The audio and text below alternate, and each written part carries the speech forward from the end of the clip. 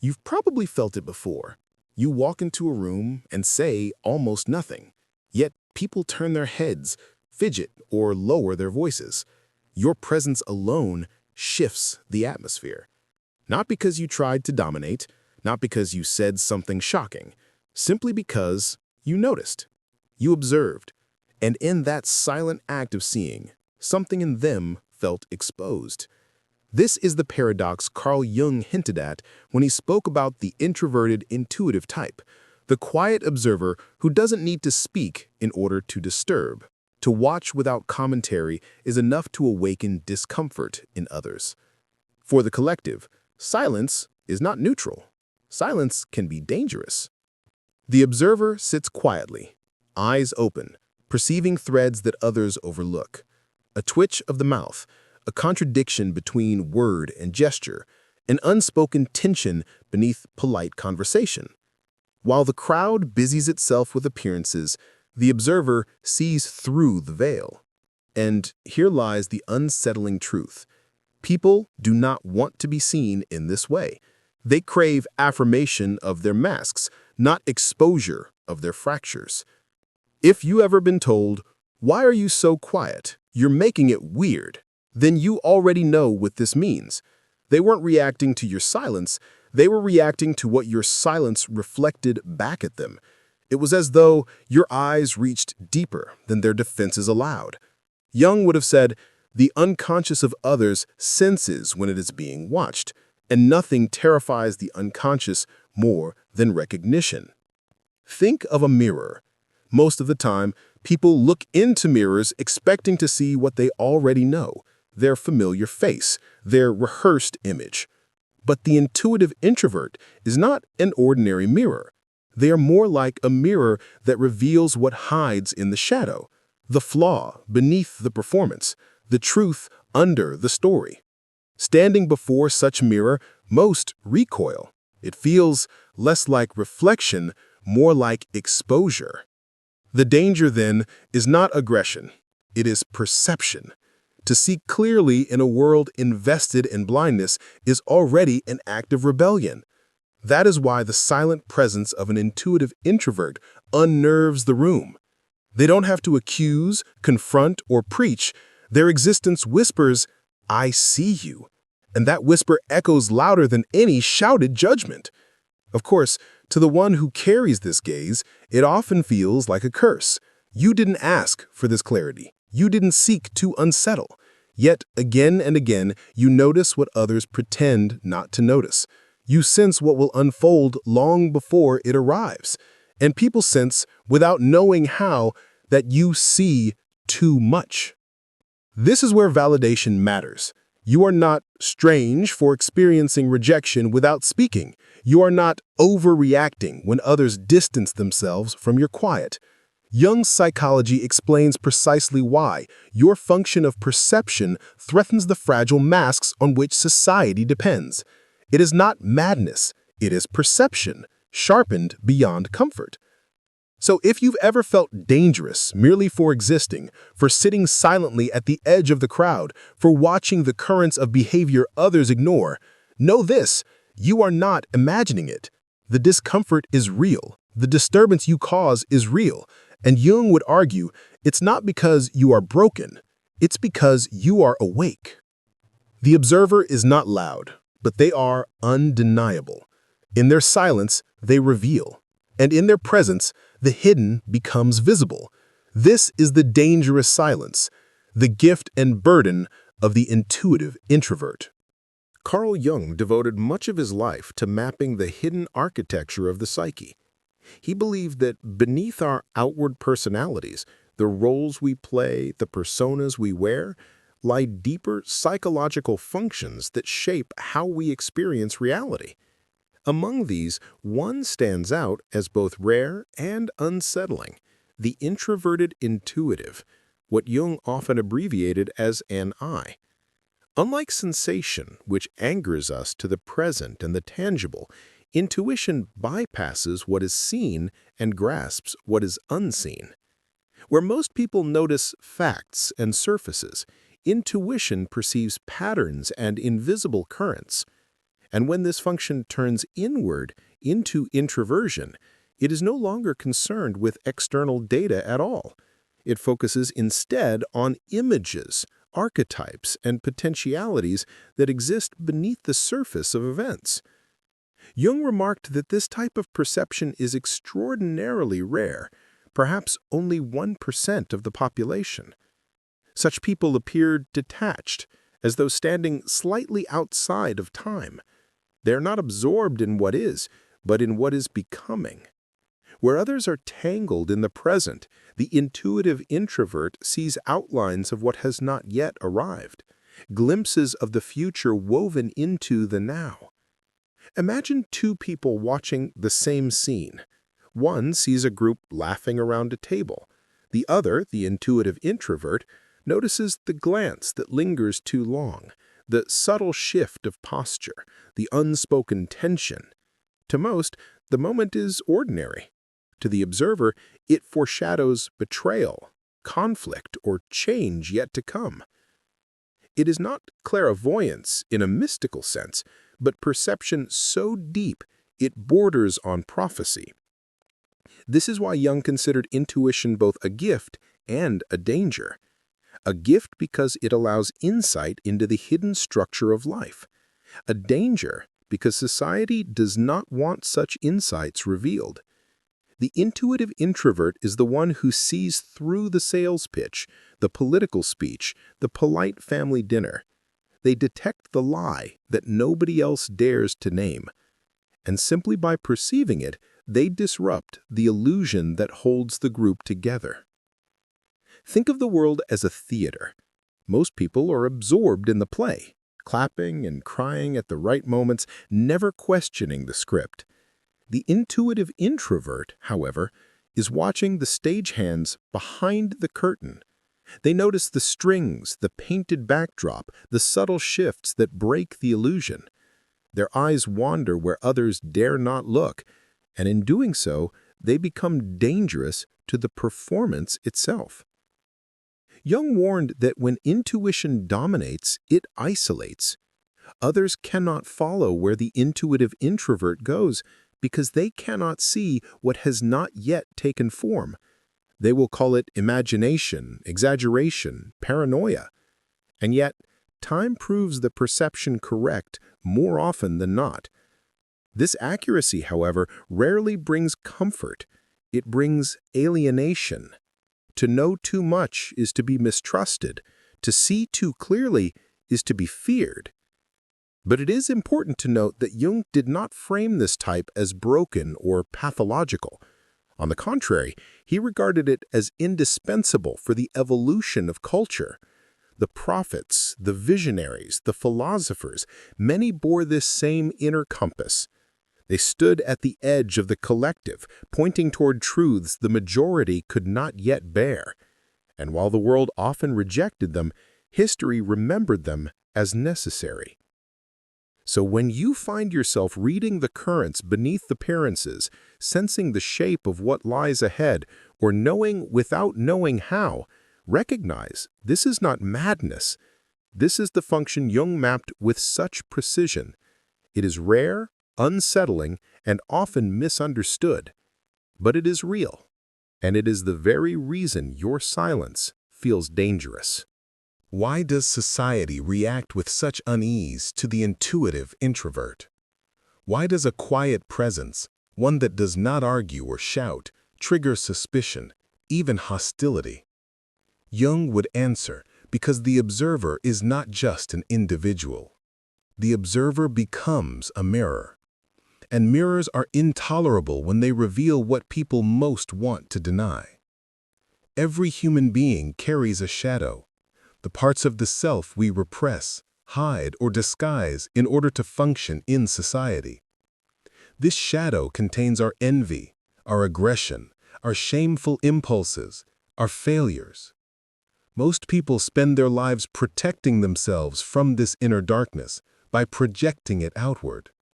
Instead of facing their own flaws, they locate them in someone else. They accuse, gossip, and condemn, not realizing they are attacking what lives inside themselves. The intuitive introvert, simply by seeing, disrupts this delicate game. Their gaze penetrates the mask, and others feel exposed. A colleague exaggerates a story, and you sense the lie without saying a word. A friend smiles too brightly, and you feel the sadness underneath. These micro moments shake the other person's illusion of control. They sense you have noticed something they desperately wish to keep hidden, and that is enough for them to fear you. It is not fear in the rational sense. It is primal, unconscious. The psyche revolts against recognition. To be seen by an intuitive introvert feels like being stripped bare, like standing in the spotlight without preparation. Suddenly, the shadow that was carefully concealed is brought into awareness, and the one who triggered it, the silent observer, becomes the scapegoat. This is why the intuitive introvert is so often labeled strange, cold, or even dangerous. Not because they actually harm anyone, but because they awaken discomfort wherever they go. Society functions on consensus illusions, shared agreements to ignore certain truths. When someone does not play along, the group feels destabilized. The observer becomes the anomaly, the threat, the one who cannot be trusted. Here, the echo of Plato becomes powerful. In the allegory of the cave, prisoners live chained in darkness, watching shadows on the wall. To them, the shadows are reality. But when one prisoner is freed and sees the world beyond the cave, he returns transformed. He tries to explain that the shadows are only illusions. Instead of gratitude, the others are enraged. They see him as insane, even dangerous. Plato warns, if the freed prisoner insists, the others may kill him. This is the fate of the intuitive introvert. Their perception is not welcomed, it is threatening. The very act of seeing outside the cave destabilizes those who have built their lives on shadows. They prefer the comfort of illusion to the pain of truth, and so the observer must pay the price of their sight: mistrust, exclusion, and often isolation. Jung understood this dynamic deeply. He saw that individuation, the process of becoming whole, often requires withdrawing from the collective, because the collective resists anything that threatens its illusions. The observer cannot remain in the crowd without being cast as outsider, eccentric, or scapegoat. Society needs the observer's vision, yet simultaneously fears it. So when people react defensively to your silence, when they whisper that you are too strange, too detached, too intense, understand it is not really you they fear. It is their own reflection in your eyes. They are not rejecting your being. They are rejecting what your being reveals in them. And this is why Jung insisted that the intuitive introvert is dangerous, not in their actions, but in their perception. They carry within them the same burden as Plato's freed prisoner. They have seen too much. And in a world addicted to shadows, sight itself is a threat. To be feared without cause is a heavy burden. For the intuitive introvert, the danger lies not only in how society perceives them, but in what this perception does to their own psyche. To live as a silent threat is to carry the weight of alienation. It is to wonder, again and again, is something wrong with me? Jung wrote that every psychological type has its superior function, the part of the psyche most developed and alive. But this superiority comes at a cost. The brighter the light, the darker the shadow it casts. For the intuitive introvert, intuition becomes both the crown and the cross. What allows them to perceive what others cannot also isolates them from the warmth of belonging. Think of the countless moments of disconnection. You notice patterns your friends don't see. You sense outcomes they laugh off. You watch a relationship crumble long before the couple admits it. At first, you try to share your insight, only to be met with denial or ridicule. Eventually, you learn to stay quiet. But silence brings no relief. It only sharpens the sense of living in a different world, cut off from the collective dream in which others still find comfort. This alienation gnaws at the soul. The observer questions their own sanity. If no one else sees what I see, maybe I am the one who is broken. Doubt seeps in, corroding confidence. The gift begins to feel like a curse, a private madness that no one else can validate. Jung himself acknowledged this risk. He warned that the introverted intuitive often falls into inner exile, trapped in visions that others cannot share, misunderstood by the very community they long to connect with. The loneliness can become unbearable. While others move easily through the world of social bonds and shared illusions, the intuitive introvert drifts at the margins, a permanent outsider.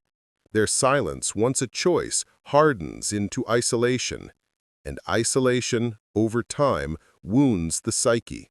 It breeds despair, bitterness, even self-hatred. This is the hidden cost of being dangerous, not that you harm others, but that in revealing them, you risk losing yourself. What then is the way forward? If being an intuitive introvert means carrying the burden of perception, are you doomed to a life of exile? Always feared, always misunderstood? Jung's answer was both sobering and hopeful. You cannot rid yourself of your nature, but you can integrate it. The danger lies not in your gift, but in being unconscious of how you carry it. Integration begins with acceptance. To see is to disturb. This will not change. You will always unsettle those who prefer illusions to truth, but disturbance does not equal destruction. The observer is not a threat in themselves, they are a necessary presence. A society without observers becomes blind, trapped in its own shadows. Your gaze, uncomfortable as it may be, keeps humanity honest. Jung emphasized that the task is not to save the collective, nor to prove your vision to everyone you meet. That path leads to arrogance, resentment, and further alienation. Instead, the task is inner alignment, to hold your perception without inflating it, to integrate your intuition into a balanced psyche. You are not here to force truth on the unwilling. You are here to live it authentically, to embody it quietly, and to share it only where it can be received. This requires humility as much as strength. Humility to accept that not everyone will understand you. Strength to stand firm when others reject or misinterpret your silence. And compassion, both for yourself and for those who still cling to shadows. Remember, most people fear the light not out of malice, but out of unpreparedness. The truth is too heavy for them at this moment. Your role is not to drag them into it, but to carry your own clarity with dignity. There is also healing in turning inward, in grounding your vision not just in what you see out there, but in what you discover within. The same intuition that perceives the lies of the world can also reveal the truths of your soul. By engaging in Jung's work of individuation, dream analysis, shadow integration, and active imagination, you can direct your gaze toward your own depths. In doing so, the burden of observation becomes the path of transformation. And something shifts once you embrace this path. The loneliness softens into solitude. The curse reshapes into calling. You realize you were not meant to blend seamlessly into the crowd, but to stand at its edge, bearing witness, not to dominate, not to preach, but to hold a space that few others can. You are dangerous not because you destroy, but because you see. And in a blind world, sight is revolution. Integration means no longer apologizing for this. It means carrying your dangerous silence as a kind of sacred presence, not flaunted, not hidden, but owned. It means realizing that your role is not to convince everyone, but to embody the truth you perceive. The collective may resist, but history always shows what is feared today becomes wisdom tomorrow. So let this be your affirmation. You are not broken for seeing too much. You are not cursed for noticing what others deny. You are not rejected because you lack worth, but because you carry a mirror too clear for some to face. And if you learn to bear that mirror with humility and strength, you become not a threat, but a guide. You are dangerous because you perceive, and perception, in a world addicted to blindness, is the rarest form of power. To see is to awaken. To awaken is to live. And sometimes to simply live authentically is already the quietest and most necessary revolution.